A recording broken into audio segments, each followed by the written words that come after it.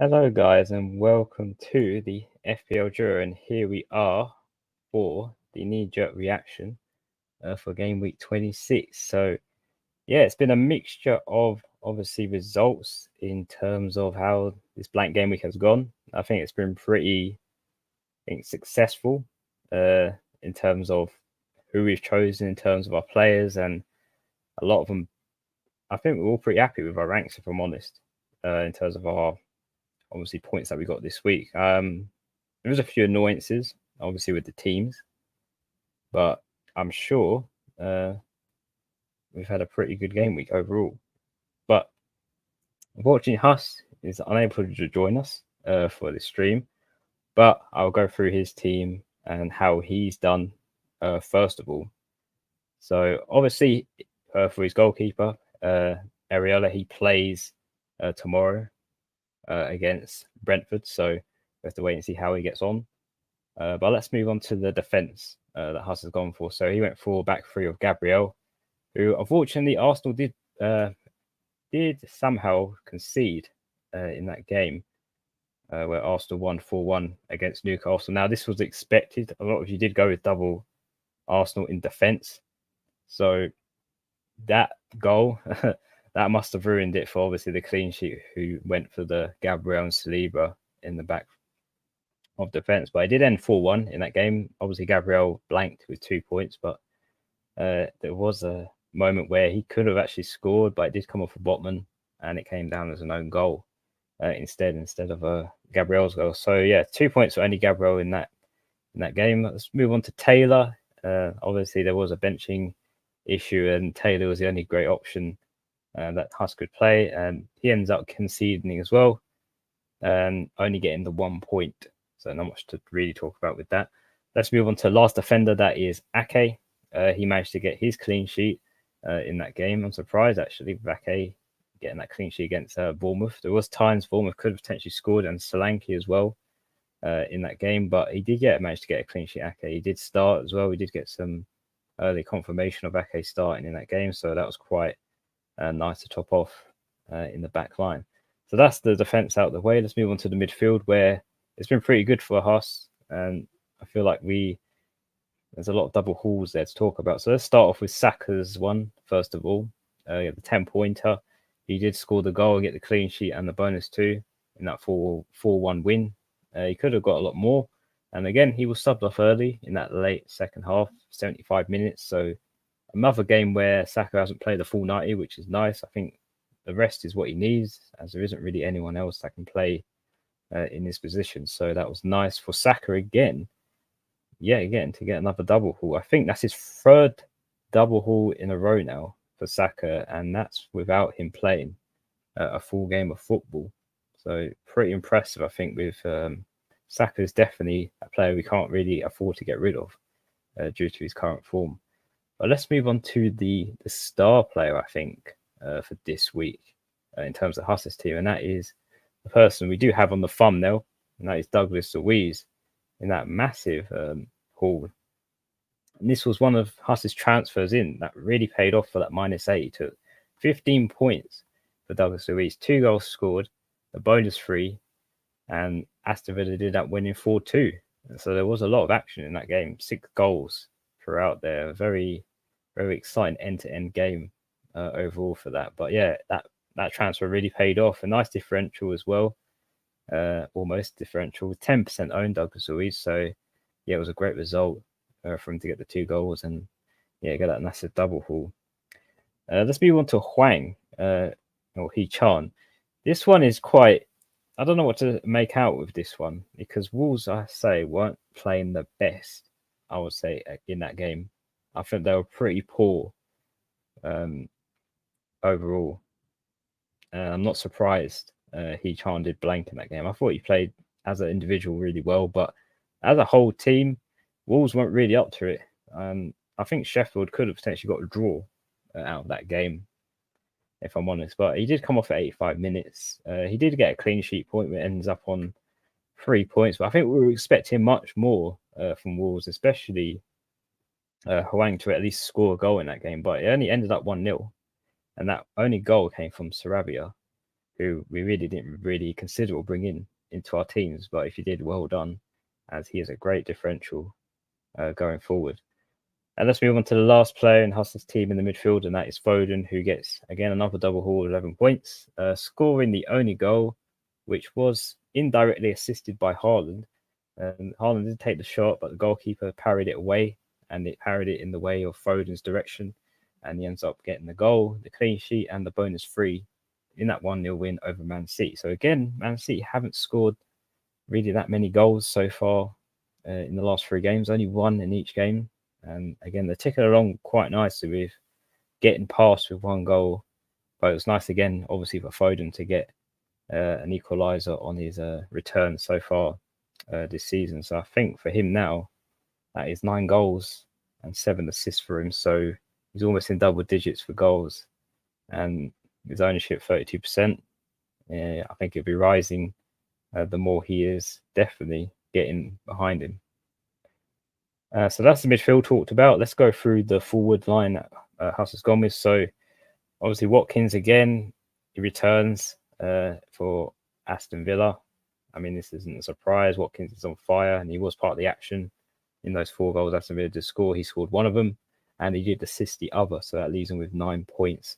He actually didn't get any bonus points in that game, but 9 points is good as. And obviously Solanke blanked because Bournemouth didn't score any goals against Man City. There was chances for Solanke to get something out of that game, but unfortunately he wasn't able to equalise on anything. And then finally, Haaland, with the popular captaincy this week, scored the 10 points. As I spoke about, he did get that indirect assist from the goalkeeper, parrying it away from Foden, which counted as an early Haaland assist. So he did get an assist in that game. He did play only 74 minutes. He did get taken off for Alvarez later on in that half. So not a bad performance. At least Haaland did return for us captains. And yeah, he's ticking along nicely on his return from injury as well. I feel like Haaland missed a very open sitter, though, in that game, where he was pretty much one-on-one on the goalkeeper, or pretty much an open net for him to score, but he somehow missed that chance. But he did get an assist, at least, for the captaincy. And in terms of the bench, it's really quiet. I mean, 0 points for Dubravka after that very poor Newcastle match. And the rest of the bench is obviously no fixtures for Palmer, Pedro Porro, and Doughty. So to top it off with Huss's team, obviously he took a -8, but he did get 69 points this week with the -8 on top of that. So that's 61 for him. And a nice green arrow. I think 220k for him is pretty good. I think his previous rank was, 260. So it's a nice green arrow for him this week, especially for a -8 as well. I honestly didn't think he would be able to get the green arrow at the -8. But I think Douglas Luiz definitely was a very clutch transfer to bring in a part of that. But yeah, a nice result for Huss's team overall for the blank game week in 26. So without further ado, let's move on to obviously how my team's gone and done in blank game week 26. So yeah, it's been, I'll say overall, very successful game week for me. I'm not disappointed. There is one little hiccup I kind of got wrong, but I will talk through that very shortly. But yeah, obviously, let's start off with the goalkeeper. So I have gone with Leno, who only got the 3 points. He did concede in that game. I think Harry Maguire scored the goal in that 2-1 loss Man United did face. Again, that was a mixed, I think, unfortunate events happened during that game. And obviously before that, Højlund being injured and not starting for it, Casemiro getting injured in between that game. Obviously, Luke Shaw is out for long term. So we're hampered again with injuries for Man United. It was a bit unfortunate. And because of these good players that we're missing, it's ended up affecting our performance again. And we did lose that game 2-1.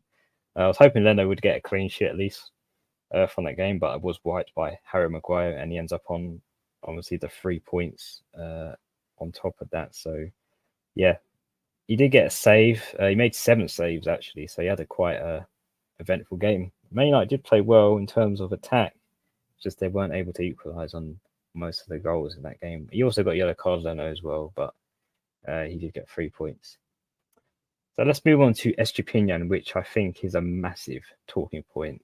I feel like this was my mistake that I obviously did, was to play Estupinian again in the hopes that he would actually start in this game against Everton.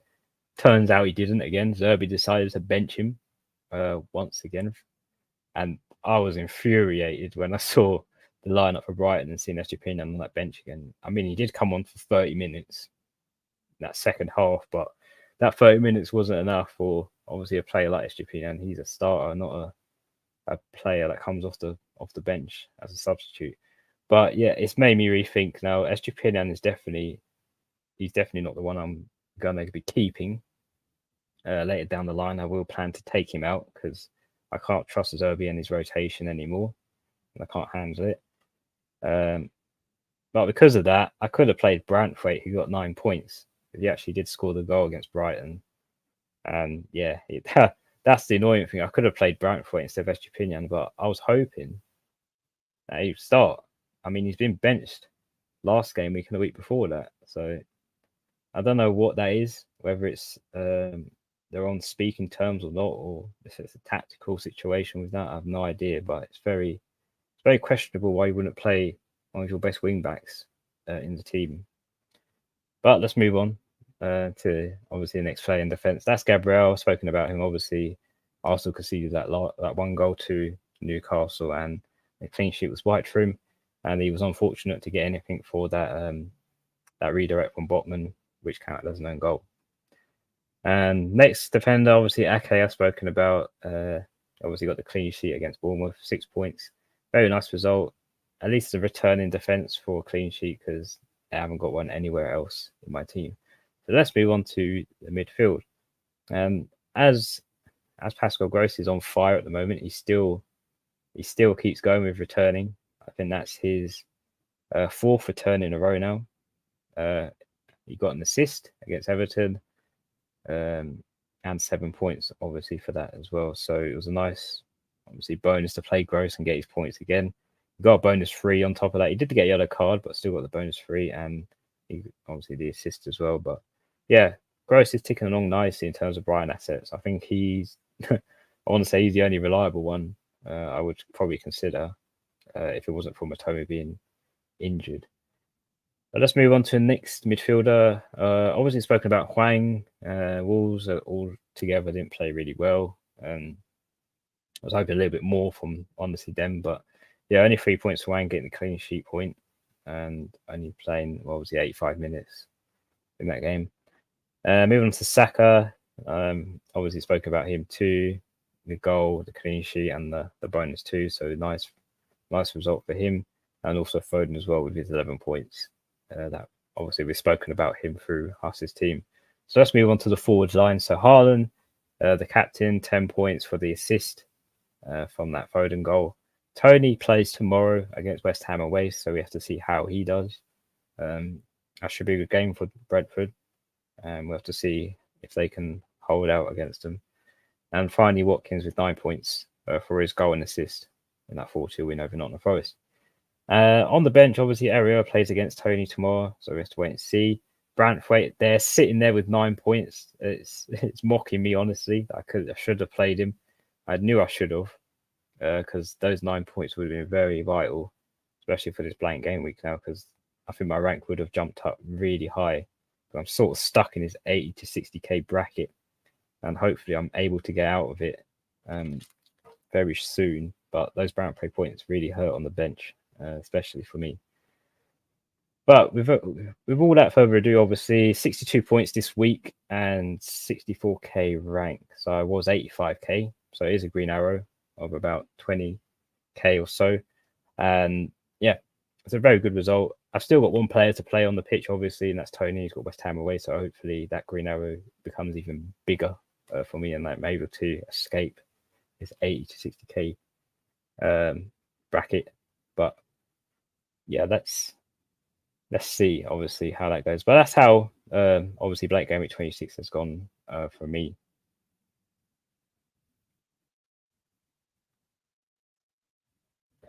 So let's look ahead, obviously, how Game Week 27 looks like. So just bear with me, guys. I will just play around with the overlay and whatnot. And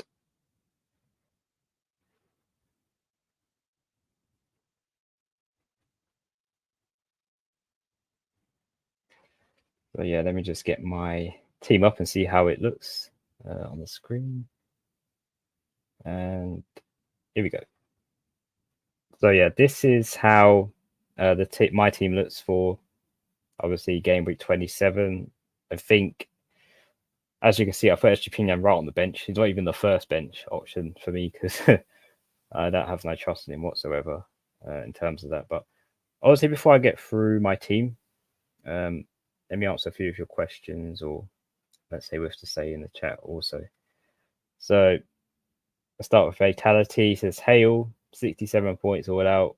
Wildcard 26, 7th in your FPL Duo League now.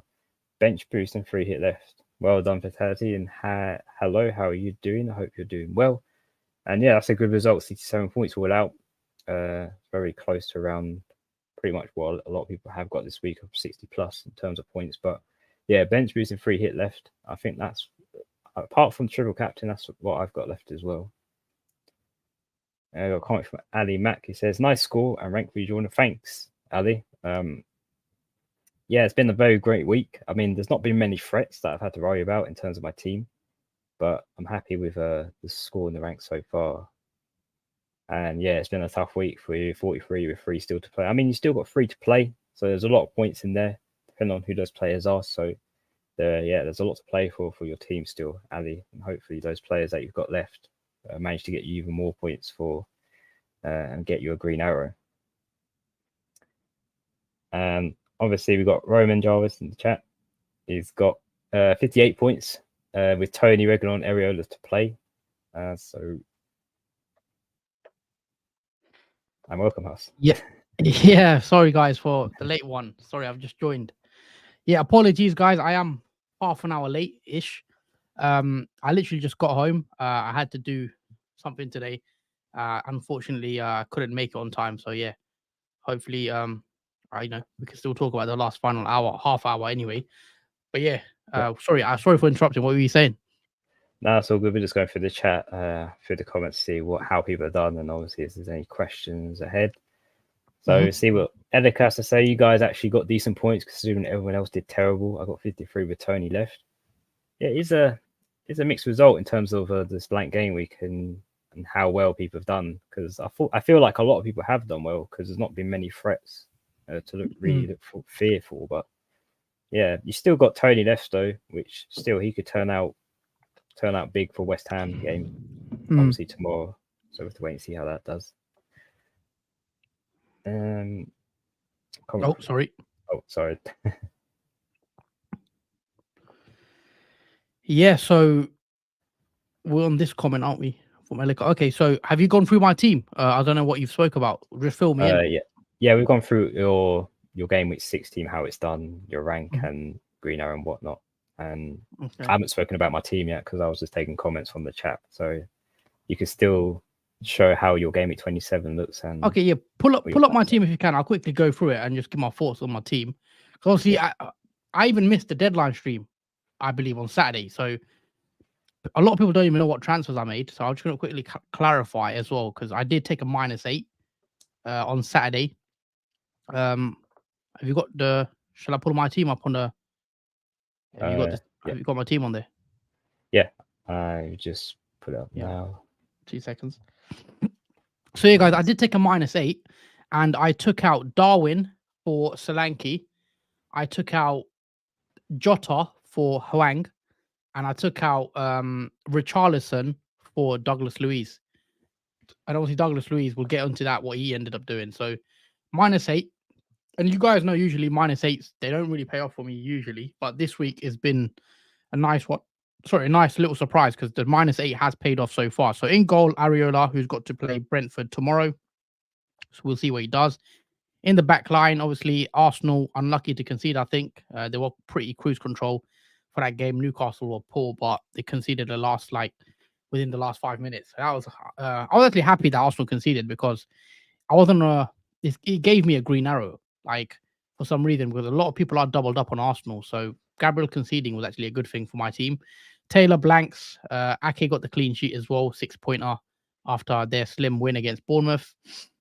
In the midfield, big scores from across the board really. Saka goes and gets a goal in their win against Newcastle, and the man of the game week really is Douglas Luiz. I bought Douglas Luiz in as a part of the -8, and yeah, I was very happy that it went that way because yeah, he's one of those players I was looking at. He had a good fixture. I was looking at Villa midfielder really, and I went Douglas Luiz. We know he's on penalties. Didn't expect him to do what he did, obviously, but very happy I bought him in and at under 10% ownership. That was a big difference in me getting a green arrow. See a lovely 15-pointer. Hwang, everyone was talking about Hwang pre this game week, and Neto, they did nothing as usual because whenever there's some player that's been hyped up, they usually never really delivers. So yeah, Hwang came away with 3 points after Wolves' 1-0 win. Foden, however, finally did deliver, got a goal in the 1-0 win, which was nice. Finally in my team when he's got points, because usually I bench him when he gets points. So it was nice to get his 11-pointer. Then Watkins carries on his goal scoring form. Solanke did blank, but he's got a double coming up. So I'm happy I bought him in early. And then Haaland got the assist as my captain. So all in all, 69 points plus the -8. So what, 61 points, right? Yep. So yeah, green arrow up to 220k. I'm pretty happy with this game week considering I took a -8. So it was pretty big green arrow. I think it's like a 60k green arrow. So can't complain. And yeah, my team's looking decent now for next week, and I believe I'm going to roll as well. So yeah, that's my team, guys. Let me know, obviously, what you think of it, how you done as well in the comments below. Yeah, very, very good. I think yeah, it's obviously this blank game week has had a mixed results in terms of obviously Wolves not performing. I thought they were going to get a draw from that because Wolves were playing really poor throughout that game. I thought it's probably the poorest I've seen them in their few games to obviously Sheffield, but yeah, interesting result from that nonetheless. Yeah, but yeah, it's an interesting game week, really. Obviously, we know there was a blank. Obviously, the big cup final, Chelsea, Liverpool assets blanking, Tottenham blanking as well. So, as well as Luton. But yeah, let's pull up your team, Jordan. If you want to run through your team, if you haven't already. Yeah, I've already run through my team. Oh, in terms of brilliant. Okay, so, nice one. Yeah, we're ready for 27, I believe. Okay, yeah, we'll pull up 27 in a sec. Have you read all the comments out? No, I went up to Roman Jarvis's one before Elika's. Okay, cool. So we're on this one, right? Yeah. I would have had such a good week if I went Douglas Luiz over Odegaard, which was my 50-50, but you can't get lucky all the time. Yeah, I mean, to be honest, I never considered Odegaard because I had Saka.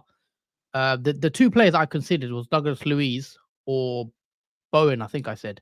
So those were the two. And the reason I went Douglas Luiz over Bowen was because, West Ham are playing pretty poorly at the moment. And Aston Villa, are chasing for the top 4. So I thought I'd go for the team in form. And do you know what I've realized now, which a lot of managers, and even me included myself, that we do subconsciously. Douglas Luiz is 5.5 million, right? It's very cheap. And I think a lot of managers, maybe I'm wrong, they'll look at Douglas Luiz. He's done well all season, right? Douglas Luiz, I think that's fair to say. He's done pretty well this season. He's on penalties as well, which is a big factor. Plays for Aston Villa. They're in the top 4. But I think because of his price, because he's so cheap, it puts people off bringing him in because they think, oh, he's 5.5 million.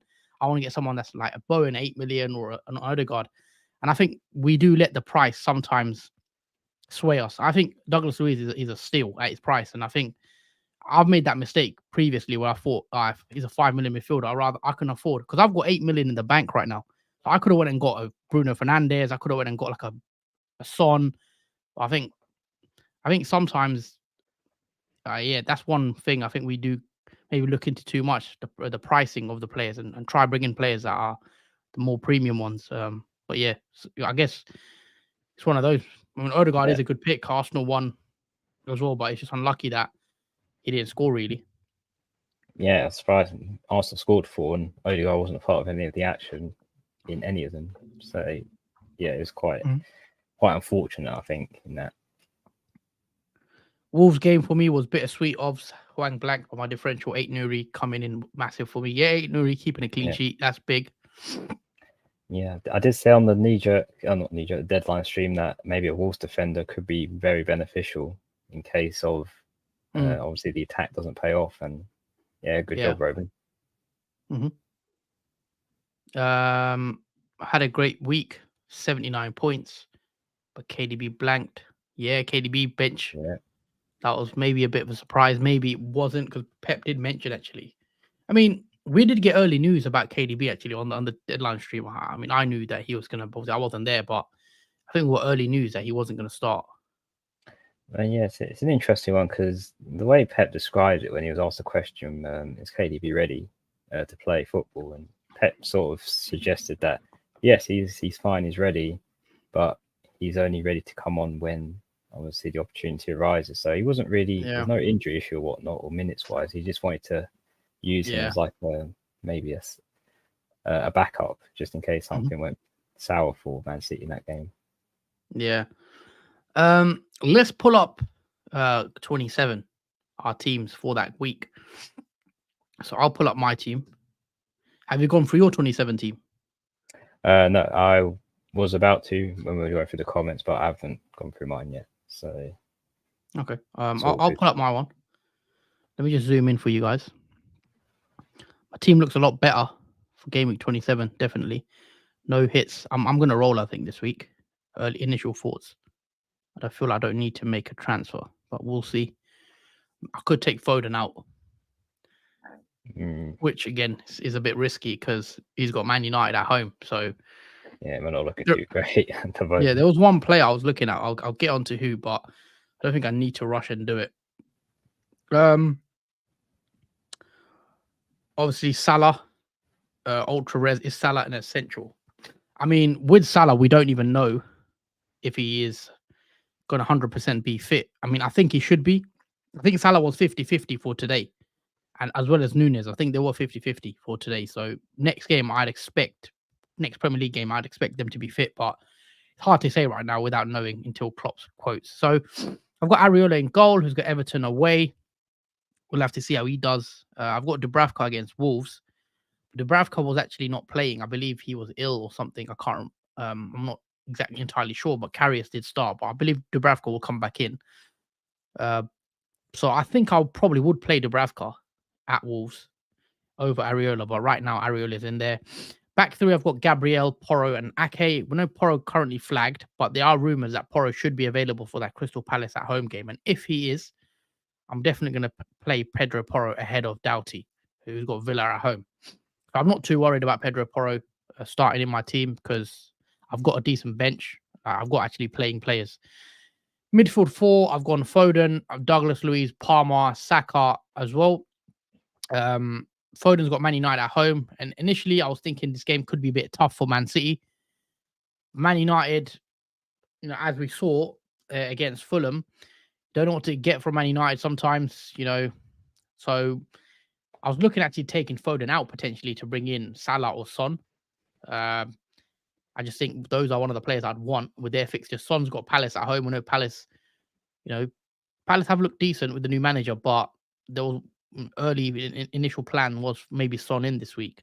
But Salah, again, if Salah's fit, I'll be maybe looking at wanting to bring him in. So the Foden against Man United could also come in nice. So I'll leave Foden for now. Douglas Luiz coming off a 15-pointer for me. He's got Luton away next. I think the fixtures were really nice, so that's why I brought him in. And I'm happy to play him against Luton. We know he's on penalties as well, so hopefully he can keep it up. Palmer, he comes back into the team against Brentford. Again, Palmer has had a blank, obviously played in the cup final today, but he's going to come in and start for me ahead of Hwang. As you guys can see, I have decided to bench Hwang. Newcastle away, Newcastle are struggling, but I think I've just got another 8 better attackers than him. So, sorry, 7 better attackers than Hwang, I should say. So yeah, I am going to play Palmer ahead of him, and then Saka, who's coming off a bit of goal scoring form. Saka has scored, I believe, in his last 4 or 5 games now. We know Saka's on penalties, and as you guys might have noticed, Saka's got the captaincy on him at the moment. I I just put that on him straight after I watched Arsenal beat Newcastle. So maybe it was a bit knee-jerky. And we know Sheffield are probably one of the worst teams in the league. And I just put it on him right now. But when I'm think about it more, I am looking back to going to Haaland, if I'm being honest, because Haaland's got Man United. And especially after Man United's loss against Fulham, we know Højlund's missing. I might just switch back to Haaland. But Saka, I think, could be a decent option this week because we know Sheffield are very poor. And Arsenal have started scoring goals again. So I don't think Saka is a bad shout for captaincy this week. But I might just go back to Haaland. Haaland, again, he's got Man United at home. I think it's a good fixture for Man City. Again, I don't know what you to expect from Man United. You know, they could go and win or they could get a draw. You just don't know. No, Man United got a couple of injuries as well. Højlund's a big miss. And because he's not there, their goal scoring isn't as good. Because Højlund is a bit of a more of a reliable focal point for the attack. So yeah, I might just captain Haaland. Obviously, he got a hat trick against Man United, I believe, last season, and I actually didn't captain Haaland for that game, so I wouldn't want to miss out again on a Haaland haul potentially. Solanke's got Burnley, great fixture. Happy to own him. Got a double the week after, and Watkins has Luton away. I'm happy that I've got 2 Aston Villa players as well for going into that game. We know Luton are decent, but we know Aston Villa are also on form right now.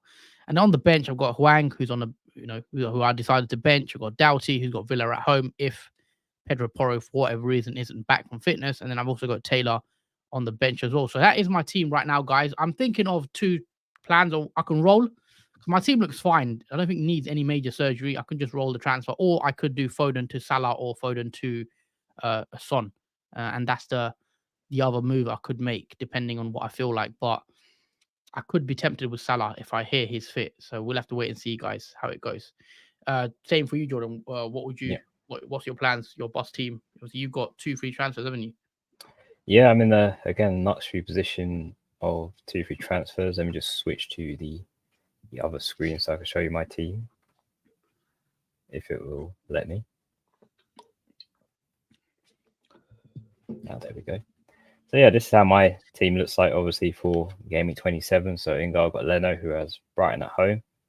And yeah, I think I'm pretty confident playing Leno with that fixture, because Brighton, especially after their last game against Everton, you don't know what to expect from them. But considering Leno could have got a clean sheet against Man United, it does fill me with a little bit of confidence for the home fixture against Brighton. So let's wait and see. I think I favour it over Areola, who has Everton away, because I can see Areola conceding for that. So we'll see how Leno goes and does in 27. So let's move on to the defence. So there's a lot of question marks, obviously, probably thinking why Estupiñán's second player on the bench. Well, if you saw what happened in Game Week 26, he was benched again by Zerbi, and he played 30 minutes and managed only 1 point. So for that reason, because of Zerbi rotating Estupiñán so much has become an issue, he is now on the bench, and I have decided to play Branthwaite now. And I reckon now Branthwaite will only get 2 points, considering he got 9 points for him being on the bench. So we have to wait and see what he does against West Ham at home. But I think for a home fixture for Everton, that's pretty good. And yeah, I think it's better than playing Estupiñán, because you never know whether he's going to start or not. So at least with Branthwaite, he's nailed in his in his position. So let's move on to Ake. He's got Man United at home. And considering Casemiro had an injury, don't know if he'll be fit enough to play against this fixture. Luke Shaw is out long term as well with an injury. And also with Højlund, he won't be fit enough to come back into the squad either. So we are hampered with injuries for Man United, and I think that's to Man City's benefit now, how this has worked out, considering they haven't really got any injured players that they need to be concerned about like we do. So this could be a great fixture for Man City against Man United. It could go one side, or it could be still tough for them. But I am going to play Ake nonetheless, because it could be a game for him where he could maybe get an attack return or a clean sheet, because Højlund, being a massive miss, does provide us with less goal involvement. So let's move on to the last defender, Gabriel. He's got Sheffield United away, so not really much to say about this. We could probably guess that Arsenal will play a high line and Sheffield will pretty defend most of that game. But it leaves a lot of opportunities for Gabriel in set pieces where he can be dangerous on headers, which I quite expect. I see a lot of shots coming for Arsenal at the goal, which means more corners, and then that provides obviously Gabriel more aerial threat. So I think that's a nice fixture for him this week. Let's move on to the midfield. So Foden, Man United at home again. Foden has looked like quite a great asset in that midfield. I think Pep has liked what Foden has provided, as he has started him for the foreseeable. So hopefully it stays like that for him and he stays in the squad. But it'd be very hard to drop Foden, I think, in the way his form is playing currently at the moment. But let's move on to Saka. As we said, he could be a potential different captain to go with this week for game week 27 with Sheffield away. It could either go right or wrong with this, because there could be where there's a lot of involved goal scorers for this game, and maybe Saka gets one goal or something or assist. So it is volatile, her captaincy, but it could pay off massively, because Saka has had 3 double hauls in a row now. He scored 15, then 15 again, and now scored 10 in this game. So he's on for a good run, I think. And let's move on to Palmer now. So a lot of you did transfer out Palmer as well, obviously, because of the blank he just had. He does have Brentford away, which I think, again, it's a nice fixture for Palmer. I think he's played really well and has been consistent through the season. And yeah, I'm happy to play him. And finally, we've got Gross, who's got Fulham away. Again, it's a player that's ticking along nicely, Pascal Gross. He has got the assists and goals here and there for Brighton. And I think he's one of the few reliable ones that are pretty nailed in that Brighton team. So I'm happy to play him. And let's move on to the front three of Haaland. He's got Man United. He's currently the captain pick. Considering the situation for Man United and the injuries, I'm happy to have him as my captain. Tony's got Chelsea at home. Obviously, Chelsea played today in the cup final against Liverpool, played a lot of minutes. So, and maybe that affects their morale for losing to Liverpool in a very painful way after extra time. So we have to wait and see what Tony does. And we've got Watkins, who has a Luton away, which is another good fixture for Aston Villa as well, if you're looking for another captaincy pick other than Haaland.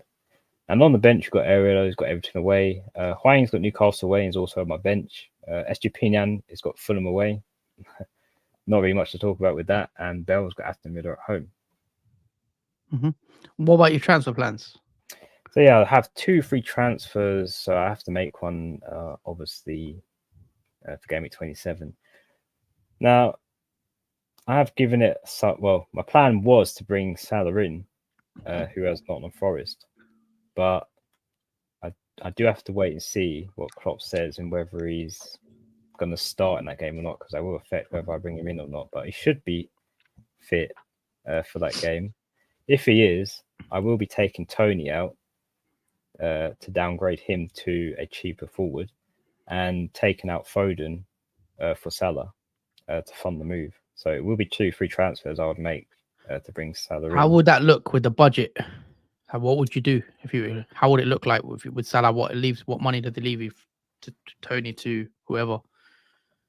With that, in terms of how much that would leave me, I was thinking of bringing in, obviously.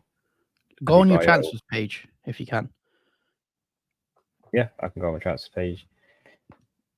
Over here. Just move that across. Yeah, that's how it looks. So I'll take Tony out for Adebayo. He's currently flagged at the moment, but hopefully he should be fine. And I'll be taking out Foden as well for Salah, and we'll just see how much that leaves me with in the bank. So with that in place, that's 1.6 million left after those 2 transfers made. So even with Salah in the team, it does leave me with a little bit more money in the bank.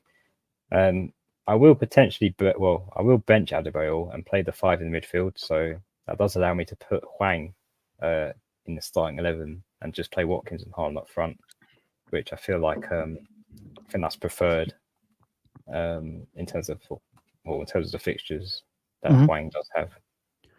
So, assuming you're going to bring Solanke in as well, what happens to Watkins? So you're going to get rid of Watkins quite early then, or? Yeah, the plan for Watkins, obviously, let's say this is game week 28. I'll take out Watkins, bring in Solanke, because Watkins has Tottenham during that fixture in 28. So I'll bring in. Obviously, with Watkins' form, like he's been pretty consistent scoring goals. Are you worried about maybe removing Watkins, who's been on As we know, he scored a lot of goals so far this season. I mean, yeah, there's always the possibility of Watkins are doing well, but because Mm. Solanke has a double in 28, I think there's more upside to Yeah. go with. Obviously, Solanke taking Watkins out for the double because obviously he has an extra fixture there to obviously get more points than Watkins would in a single. Yeah. But yeah, and obviously I will triple captain Solanke as well during that double game at 28. But yeah, the plan was to bring in Solanke for Watkins for 28 and then take out Estupinian and bring in another player for Bournemouth, and that is Senesi. I'll be bringing Also, in. if you get rid of Watkins, would that be for the season then? Up to pretty much. Or would you always Mm, look to bring him back in like in no, the 30s? I would bring it back in after 28. It will just depend on who I take out for him to bring him out because I do have 3.7 million left in the bank after that. So I probably will take Solanke back out again to fund the move. Okay, cool. What's interesting? I mean, I'm looking at for my team going on to game week 28. Sorry, when I did the double, I'll have a Luton player, Doughty. I'm also looking at Wolves goalkeeper, Neto, the goalie, obviously, instead of the and covering the clean sheets for Bournemouth that way potentially. So that is what I'm looking at. Maybe Dubravka to Neto, possibly a goalkeeper transfer. We'll have to wait and see. But I think I might roll. I'm tempted with Son as well. I know a lot of people don't have Son because we've got rid of him since coming back to the Asia Cup. I want to see what Spurs do against Palace.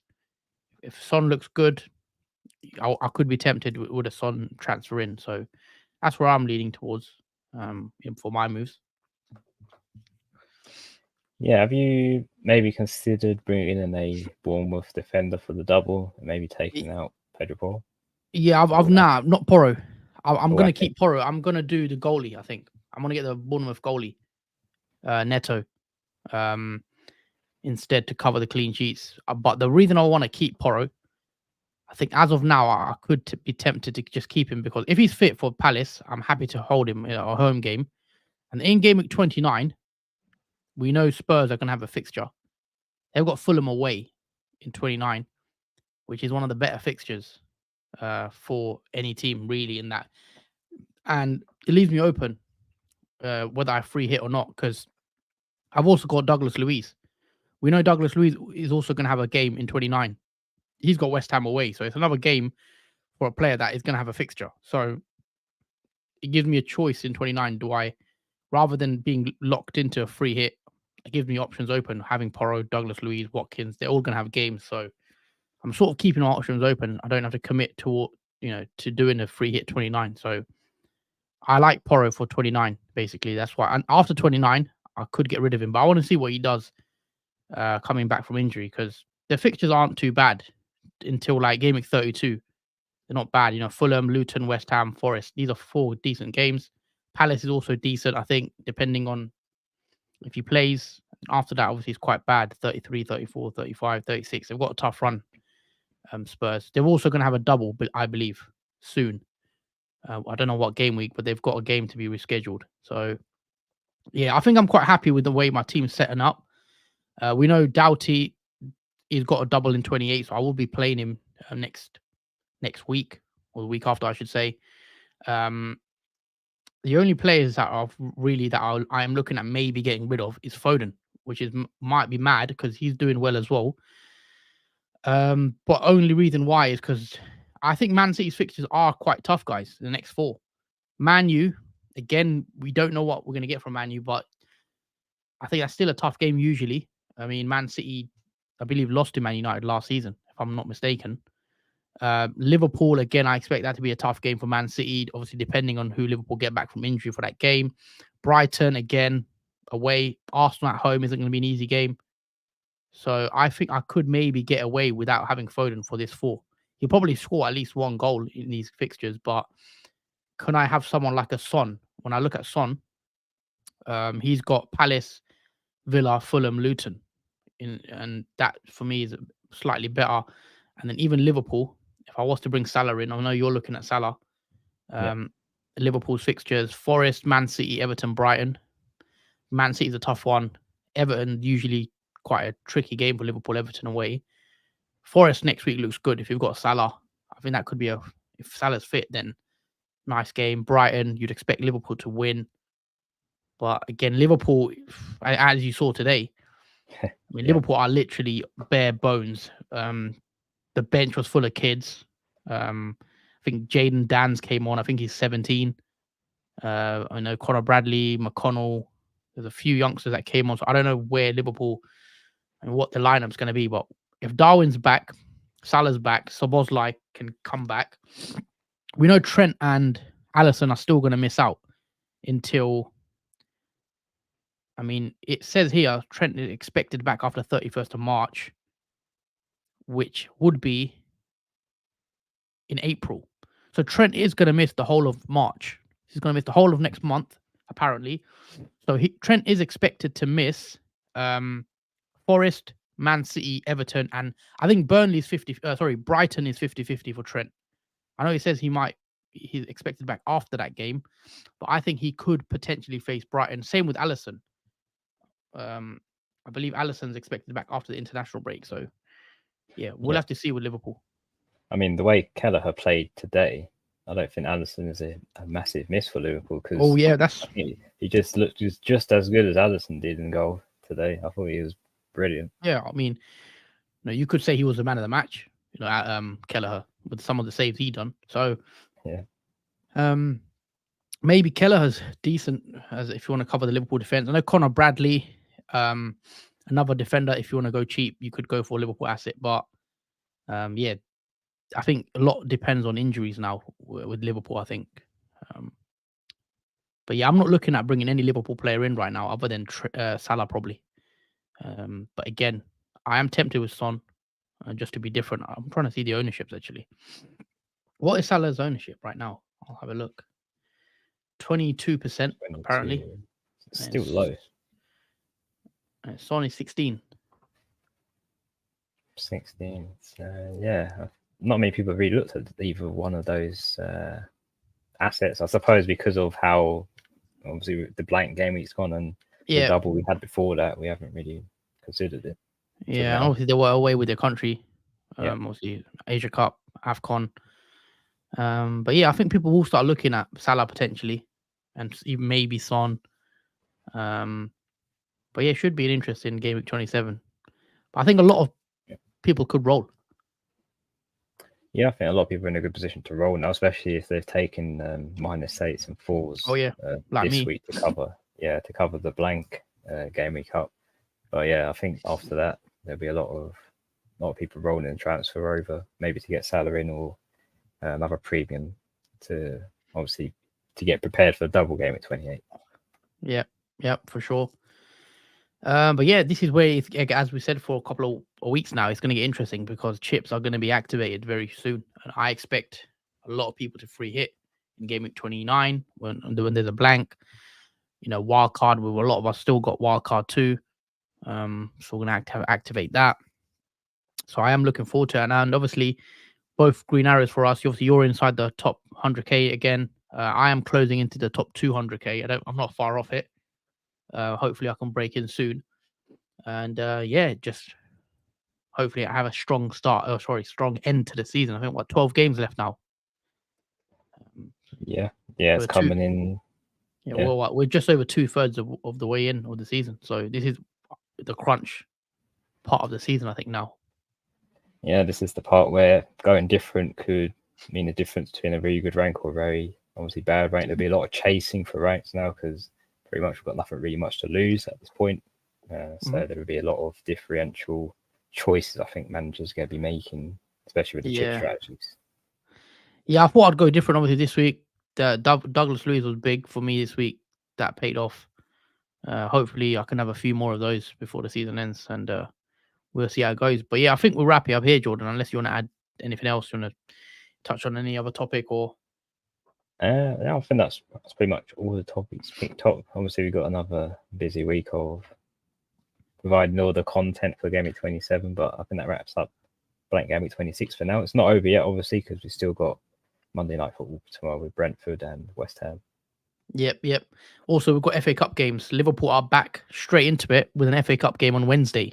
So Liverpool, 3 days after today, another game. So Chelsea are back as well in the FA Cup, and that will determine what teams blank in 29. So stay tuned in for the FA Cup games, because that will tell us a lot about Game Week 29, and we'll have confirmation about teams who actually play. Because if Liverpool get knocked out, then obviously it makes things interesting, or Chelsea get knocked out, etc., etc. So a lot of football to come, and just want to say, obviously, sort of related to FPL, obviously, I want to say congratulations to obviously Liverpool for winning the Carabao Cup, big win, and just enjoyable, I guess, with the circumstances at the moment. But let's see how it goes, guys. Join us on Tuesday for the transfer tips video. Yep.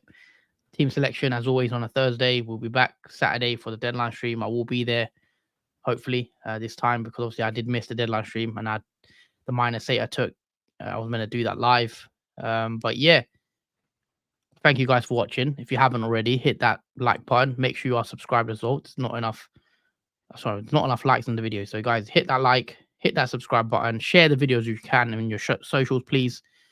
And that is it from me and Jordan. Take care, guys, and we will see you soon. Yeah, take care, guys. See you soon.